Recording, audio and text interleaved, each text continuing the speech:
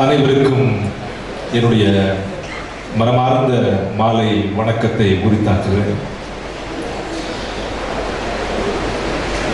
இந்த விழாவை தொடங்கி வைப்பதற்காக மட்டும்தான் அழைக்கப்பட்டிருக்கிறேன் என்று நினைத்தேன்.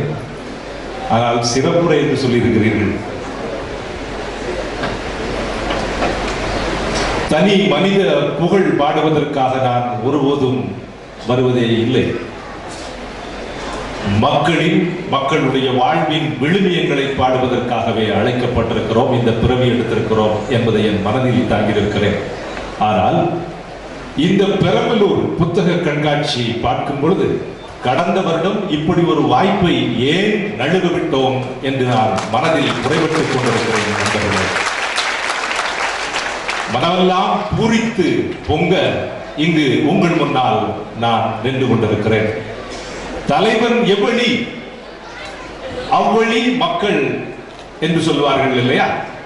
தலைவன் எவ்வளி, மாவட்டத்தினுடைய தலைவனாக இருக்கிறவன் எப்படிப்பட்டவனாக இருக்கிறான், அப்படி மக்களும் வாழ்கிறார்கள் என்பதற்கு எடுத்துக்காட்டாக இங்கு பெரிய அளவிலே கூடியிருக்கக்கூடிய பெரம்பலூர் மாவட்டத்தின் மக்கள் பெருமக்களே, எனக்கு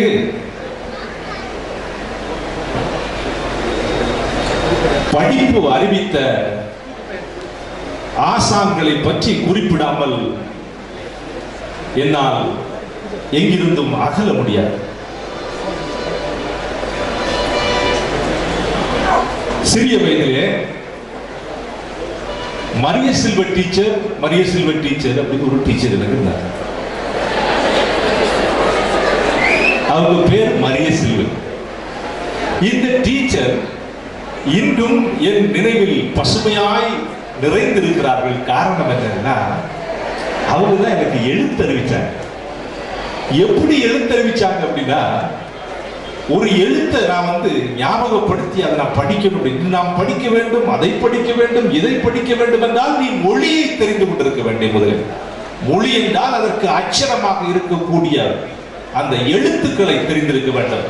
இந்த எழுத்துக்கள் உன் மனதில் ஊன்றி வேரூன்றுவதற்காக அவள் எப்படி செய்கிறார் என்றால், எனக்கு இன்றும் பசுமையாய் ஒரு எழுத்து ஞாபகம் இருக்கிறது. அந்த எழுத்தை அவள் எப்படி பயிற்றுவித்தாள் என்று நான் உங்களுக்கு நான் சொல்லி அமர விரும்புகிறேன். நான் என்ற ஒரு எழுத்து இருக்கிறது இல்லையா, நமச்சிவாயத்தின் முதல் எழுத்தாக இருக்கக்கூடிய அந்த நகரம் நான். ஐயா, ஒரு கொம்பு நட்டுங்க. சரி டீச்சர், நான் நட்டிட்டேன். கொம்பு நட்டிட்டியா? நட்டின பிறகு அந்த கொம்புல ஒரு கொடி பறத்துங்க. கொடி பறத்தியாச்சு டீச்சர். அடே, கொடி பறத்திருக்கடா, பறத்தின கொடி கீழே விழுந்துடக்கூடாதுடா, கீழே ஒரு கம்பு நட்டி அந்த கொடியை தாங்கி பிடிடா. ஆமா டீச்சர், கீழே கொடி விழாம நான் கம்பு நட்டி அந்த கொடி கீழே விடாம நான் பாதுகாத்துட்டேன் டீச்சர். அப்படியா? இப்ப அந்த கொம்பு நட்ட இடத்துல இருந்து ஒரு வால் போடுறா. வால், பூனை வால் பார்த்தீங்க, பூனை வால். அந்த பூனைக்கு உள்ள வால் மாதிரி ஒரு வாலை இழுத்து விடுறா. அதுதான்டா நகரம் அப்படின்னு. நமச்சிவாயம் என்று இருக்கக்கூடிய அந்த நகரத்திலே ஒன்றை மறைத்து ஒன்றை காட்டிக் கொண்டிருக்கிறானே நமச்சிவாய், அது நகரத்திற்குள் ஒளிந்து கொண்டிருக்கிறது என்பதை அந்த கிறிஸ்துவ ஆசிரியை எனக்கு பயிற்சி மூலம் படிப்பித்து காட்டினாள் நண்பர்களே. ஆக இங்கு என்ன சொல்ல விளைகிறேன் என்றால், நான் ஏன் எழுத வேண்டும், எதற்காக நீ எழுதுகிறாய், பல்வேறு அவைகளிலே எப்படி எழுதுகிறீர்கள், உங்களுக்கு எப்படி நேரம் கிடைக்கிறது என்று கேள்வி மேல் கேள்வி கணைகள் தொடுத்துக் கொண்டிருக்கிறார்கள். ஆனால் நான் எதற்காக எழுதுகிறேன்? எழுதுவதற்கு என்று ஒரு கடப்பாடு இருக்கிறது நண்பர்களே. எழுதுவதற்கு என்று வாழ்வின் விழுமியங்களை நீ பார்த்துக் கொண்டிருக்கிறாய் என்ற கடப்பாடு இருக்கிறது. எனக்கு என்ன கடப்பாடு? நான் இன்று மேடையில் உங்கள் முன்னால் நின்று கொண்டிருக்கிறேன், இப்படி பேசிக் கொண்டிருக்கிறேன் என்றால் இதற்கு காரணம், முழு முதல் காரணமும் நான் மட்டும்தானே என்று சொல்ல முடியுமா?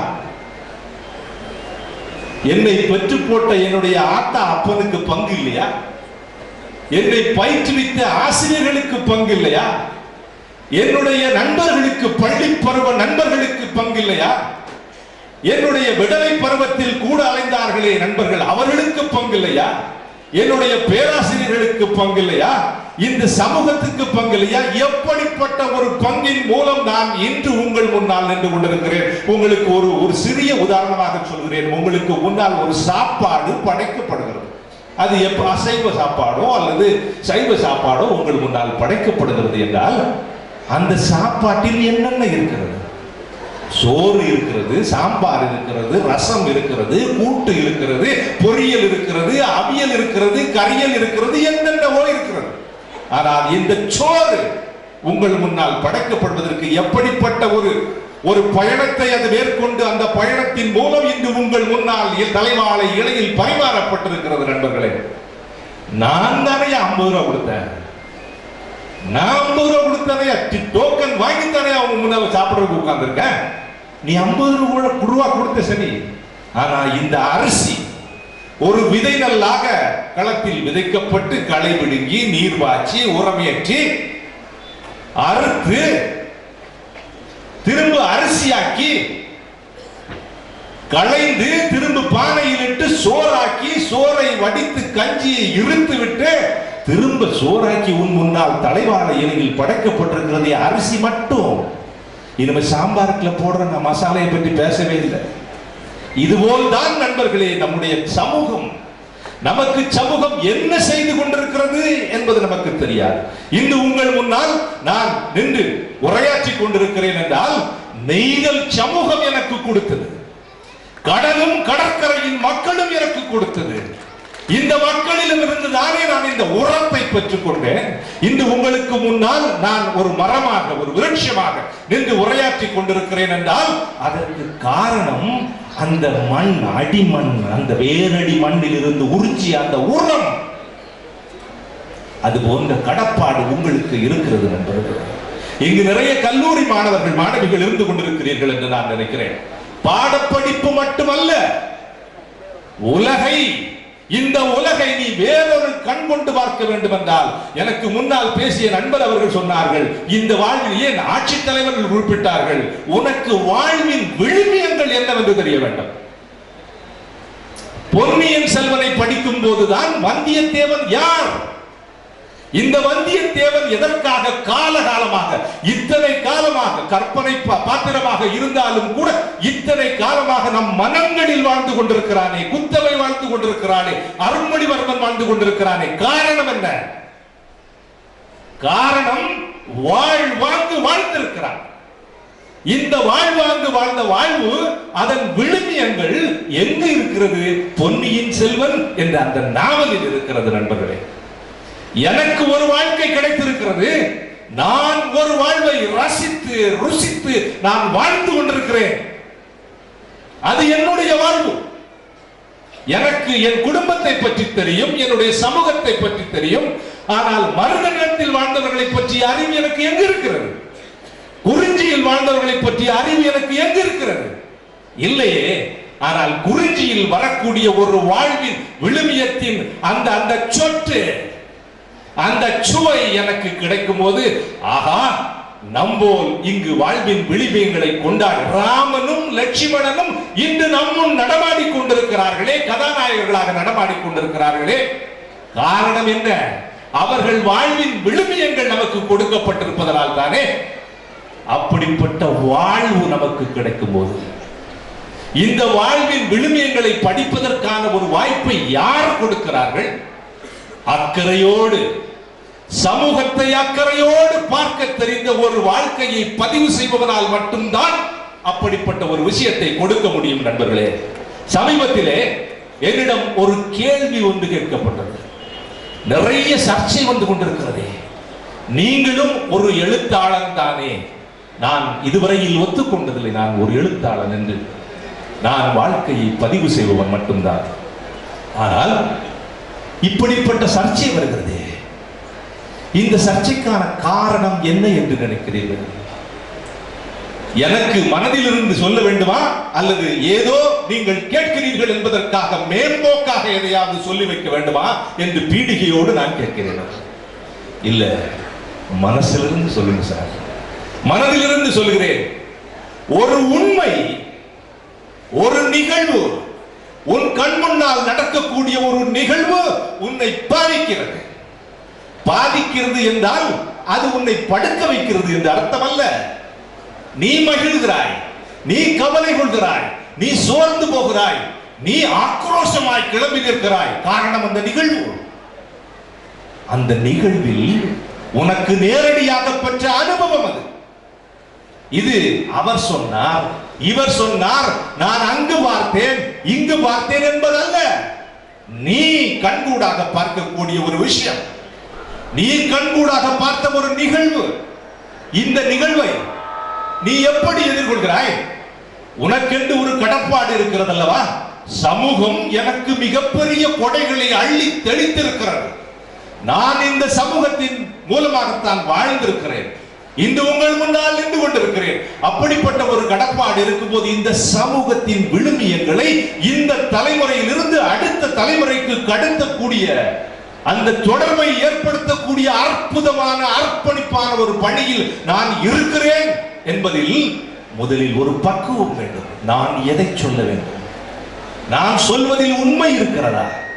உண்மை இருக்கிறது என்றால் நான் அந்த உண்மையிலேயே நின்று விடுகிறேன். எத்தனையோ பிரச்சனைகள், எத்தனையோ எதிர்ப்புகள் நமக்கு வந்திருக்கின்றன நண்பர்களே.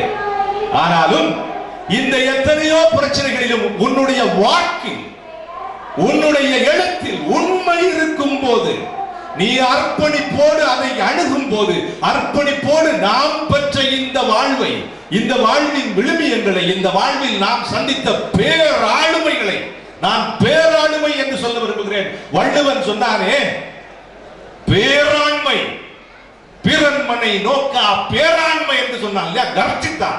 பேராண்மைனா என்ன? இன்னைக்கு ஆண்மைனா என்னென்னமோ பேசுறா. பிறன்மனை நோக்கா பேராண்மை என்று வள்ளுவன் சொன்னான் இல்லையா? இந்த வள்ளுவன் தன்னை உலகினுக்கே தந்து அன்புகள் கொண்டது தமிழ்நாடு. எதனால? இப்படிப்பட்ட ஒரு விஷயத்தை அடியில் உலக அளந்தான், அக்கறையோடு அளந்தான், அக்கறையோடு சொன்னான். அந்த அக்கறையோடு சொன்னதுனாலதான் இன்றும் நம் எண்ணங்களில், நம் இல்லங்களில் வாழ்ந்து கொண்டிருக்கிறார் நண்பர்களே. அப்படிப்பட்ட அர்ப்பணிப்போடு நாம் இங்கு வர வேண்டும். புத்தகங்கள் வர வேண்டும். அந்த புத்தகங்களின் மூலம், அந்த புத்தகங்களை, வாழ்வின் விழுமியங்களை, எனக்கு கிடைத்த ஒரு வாழ்வில் நான் இன்னொரு வாழ்வை பற்றி தெரிந்து கொள்வதற்கான ஒரு வாய்ப்பு இருக்கிறது. அதைத்தான் உங்கள் மாவட்ட ஆட்சித்தலைவருக்கு குறிப்பிட்டார். எப்படி குறிப்பிட்டார்? நீ வாழும் வாழ்க்கை ஒரு நிலை. இந்த நிலையில் உனக்கு மற்றொரு வாழ்வின் விழுமியம் கிடைக்கிறது. வந்தியத்தேவன் கிடைக்கிறான், அருண்மொழிவர்மன் கிடைக்கிறான். பல்வேறு விதமான கதாபாத்திரங்கள் தங்களுடைய வாழ்வில் எப்படிப்பட்ட சூழலை எல்லாம் எதிர்கொண்டார்கள். அந்த சூழலை அவர்கள் மகாபாரதத்தில் வரக்கூடிய அறம் வந்து விழுகிறது அல்லவா? மகாபாரதம் ஒரு அறம், ராமாயணம் ஒரு அறம். இந்த அறம் சத்தியம் வந்து விழுகிறது அல்லவா? இந்த சத்தியத்தின் கர்த்தாவான இந்த கதாநாயகர்களை நாம் அறிந்து கொள்கிறோம் அல்லவா? ஓ, எனக்கு எப்படி வாழ வேண்டும் என்று ஒரு கடப்பாடு இருக்கிறதோ, நான் இப்படிப்பட்ட ஒரு வாழ்க்கை வாழ்ந்து கொண்டிருக்கிறேனே, வாழ்ந்து கொண்டிருக்கக்கூடிய இந்த வாழ்க்கையில் எனக்கு இப்படிப்பட்ட ஒரு வாழ்க்கையும் இருக்கிறதடா, பாரடா, வேறொரு கண் கொண்டு பாரடா என்று காட்டுகிறதே இந்த புத்தகம். ஒரு சில புத்தகங்கள் உன்னை படுக்கையில் இருந்து எழுப்பிவிடும். ஒரு சில புத்தகங்கள் உன்னை கைபிடித்து நடத்தும். ஒரு சில புத்தகங்கள் நீ சோர்ந்து போய் இருக்கும் போது உன்னை முதுகை வருடிவிடும் நண்பர்களே. நீ சோர்ந்து இருக்கும் போது உன்னை கிளர்ந்தளச் செய்யும் நண்பர்களே. எனக்கு எங்கு சென்றாலும் லெபேரிய கவிஞர் கலீல் கிப்ரானை பற்றி பேசாமல் இருக்க முடியாது சொல்றான். ஆங்கிலத்தில் அதனுடைய சொல்றான், feed the lamb with oil. விளக்கை எரிய விடு, let it not dim, and place it by you.